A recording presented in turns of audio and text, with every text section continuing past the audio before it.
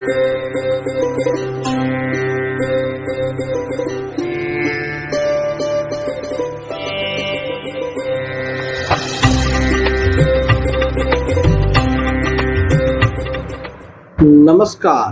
प्रिय दर्शकों, हाजिर हूँ मैं पितरों की शांति कब, क्यों और कैसे, इस प्रश्न को लेकर। एक बड़े ही धर्मात्मा व्यक्ति ने मुझसे पूछा था, किंतु जब उसने प्रश्न किया तो मुझे बड़ा ही झटका लगा कि इतना देवी देवताओं को मानने वाला अपने पितरों के प्रति ऐसा प्रश्न कर रहा है। भाई, प्रश्न ही ऐसा था कि पितरों की शांति हम क्यों करें? वह हमारे लिए किए ही क्या है? माता पिता थे, जीवन भर हमसे अलग रहें तो उनको पिंडा पानी क्यों दे? उनके लिए पिंडदान, तर्पण इत्यादि क्यों करें?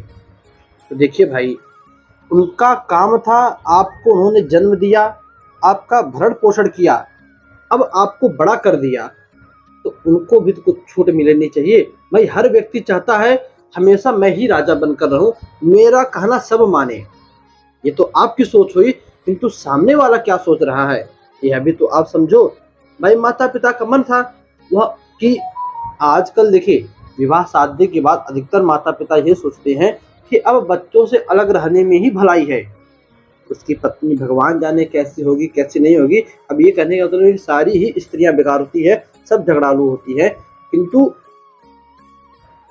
कुछ लोगों के मन में ऐसा होता है कि विवाह के बाद हम अलग रहे, सास ससुर अलग रहे। तो समझदार होते हैं वह माता पिता जो कि विवाह बच्चों का करने के बाद खुद अलग हो जाए, किंतु प्रेम बना रहे। तो ये दर्शकों, सबसे पहले तो उनका प्रश्न ही गलत था। उन्हें समझाया मैंने, वो मान भी गए कि नहीं सही बात है, हो सकता है। उन्हें ये भी समझ में आया, हो सकता है मेरे भी बच्चों की शादी होने के बाद मेरे मन में भी ऐसा ख्याल आवे, ठीक है। किंतु जो प्रश्न उनका था कि पितरों की शांति कब, क्यों और कैसे, मेरे मन में आया कि भाई ऐसा ही प्रश्न और भी लोगों के मन में हो सकता है कि चलो देवी देवता तो ठीक है के लिए उनकी पूजा करें, किंतु पितर क्यों? यह आपको बताते चलें कि हमारा शास्त्र देवी देवताओं की कृपा से बढ़कर पितरों की कृपा को कहता है। जिसके ऊपर उसके पितरों की कृपा हो जाए वह व्यक्ति कभी भी रंक नहीं रह सकता। अपना आजीविका तो चला ही लेता है, इतना उसके अंदर सामर्थ्य रहता ही रहता है। प्रिय दर्शकों, बात करें पितृ शांति क्यों करनी चाहिए, तो आप यह जान, देखिए, जब घर में किसी की अकाल मृत्यु होती है तो सभी जानते हैं उसके लिए नारायण बलि नामक एक कर्म होता है, 11वें अथवा 12वें दिन से किया जाता है। तो आप उस कर्म को करो। उसके बाद जब नंबर आता है पितृ कर्म का, उस प्रेत को पितृ बनाने के लिए, तब 12वें दिन सपिंडी करके उस प्रेत को पितरों में मिला दिया जाता है।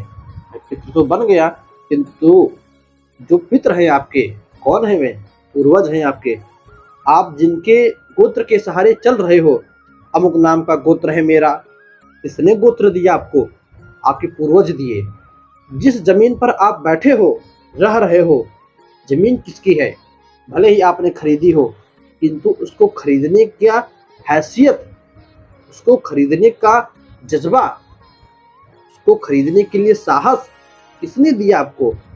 आपके पितरों ने दिया, उनकी कृपा ने दिया, आपके माता पिता ने दिया। तो माता पिता कौन भाई? वे भी तो पितर हैं, मृत्यु हो चुकी तो वे भी पितर है। उन्हीं माता पिता ने जन्म दिया, उन्हीं के दिए हुए घर में आज हम रहते हैं, उन्हीं के दिए हुए नाम से हमें लोग जानते हैं, उन्हीं के दिए हुए गोत्र से हम संकल्प बोलते हैं, कोई भी पूजा पाठ करना हो तो करते हैं। तो फिर अपने पितरों को हम कैसे भूल सकते हैं? तो ये दर्शकों, इसीलिए और इससे बढ़कर भी गोत्र को बढ़ाने के लिए अपने, देखिए, जब घर में पितृ दोष बनता है, विवाह शादी सब कुछ बंद हो जाता है, जल्दी किसी का विवाह नहीं होता है, मान लो हो भी गया तो वंश भी आगे नहीं बढ़ता, संतान ही नहीं होती है, और जो भी संतान भी हो गई मान लो, तो वो संतान मूर्ख होती है, पागल होती है। क्या मतलब ऐसे संतान का? घर में जब पितृ दोष बनते हैं तो यह सभी उसके लक्षण है। प्रिय दर्शकों, इन सब से बचने के लिए अपने पितरों का कर्म अवश्य करना चाहिए। कब करना चाहिए बात कर ले तो इसके लिए देखिए, हमेशा कहा गया है आपत्ति काले मर्यादा नास्ति। जब आपत्ति विपत्ति का समय आ जाए तो कोई शुभ मुहूर्त देखने का समय नहीं है। कोई भी तिथि बतलाई गई है, त्रिपिंडी नामक एक पुस्तक आती है, उसके अंदर कुछ तिथियां, कुछ महीने बतलाए गए हैं। उन समयों में आप जो है अपने पितरों का कर्म कर सकते हो। देखिए, इसके लिए पिंडदान के लिए कहा गया है आप कार्तिक महीने में, मार्गशीर्ष महीने में, पौष महीने में, माघ महीने में, और पक्ष कोई सा भी हो, शुक्ल पक्ष, कृष्ण पक्ष, उससे मतलब नहीं रहता। इन महीनों में किसी भी तिथि में, जो तिथियां त्रिपिंडी श्राद्ध कहता है, उन तिथियों में आप त्रिपिंडी कर सकते हो। कौन कौन सी तिथियां हैं? तो एकादशी, पंचमी, अष्टमी, त्रयोदशी तिथियों में आप श्राद्ध करो। और जब स्थिति अत्यधिक बेकार हो जाए तब किसी भी समय कर सकते हो। जैसा मैंने पहले ही कहा, आपत्ति काले मर्यादा नास्ति। प्रिय दर्शकों, कब करना चाहिए, क्यों करना चाहिए, दोनों बतला दिया। देखिए, जब हम त्रिपिंडी श्राद्ध करते हैं तो उसके अंदर एक श्लोक आता है, गोत्रन्नो वर्धन्ताम। कितना फायदा है त्रिपिंडी का, यह भी सुन लीजिए। गोत्रन्नो वर्धन्ताम मतलब पितृगणों, हमारे गोत्र की वृद्धि हो। क्यों ऐसा कहा? हो सकता है भाई पितृ रुष्ट हो तो सबसे पहले संतान ही ना होने दे, इसलिए पहले यही बात रखी, गोत्रन्नो वर्धन्ताम, हमारे गोत्र की वृद्धि हो। फिर दातारो नो भी वर्धन्ताम, हम देने वाले हों। क्या देने वाले हो? अन्नम चनो बहुलभेद, देने के लिए हमारे पास बहुत सा अन्न धन हो, रुपया पैसा हो। गोत्रन्नो वर्धन्ताम दातारो नो भी वर्धन्ताम, और वेदाः सन्ति तिरेव च। तीसरे नंबर पर कहा कि हमारे घर में जो भी संतान हो सब पढ़ी लिखी हो। आप देखो, बड़े बड़े घरों में किन्हीं किन्हीं बच्चों का 5वीं तक पढ़े, पढ़ाई छूट गई, 10वीं तक पढ़े, पढ़ाई छूट गई, तीसरी दूसरी तक पढ़े, पढ़ाई छूट गई, किसी भी कारण से छूट गई, किंतु छूट गई। प्रिय दर्शकों, इसी वजह से पितरों की पूजा अनिवार्य कही गई है।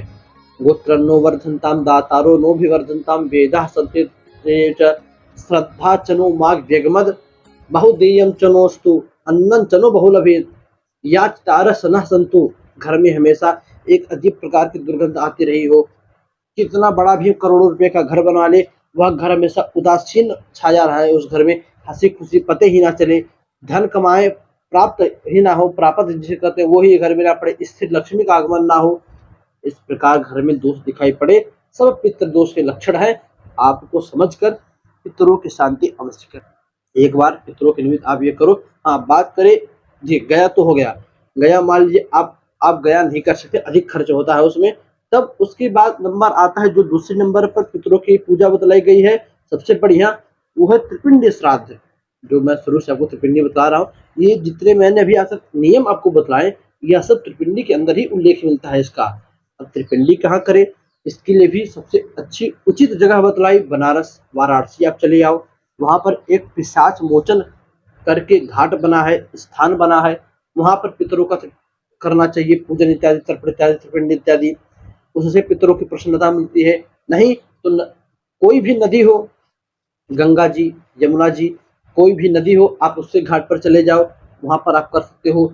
नदी भी दूर हो तब आपके गांव में ही कोई शिवलिंग हो, शंकर जी का मंदिर हो, और पास में ही पीपल का पेड़ हो, आप ऐसे स्थान पर भी जाकर कर सकते हो।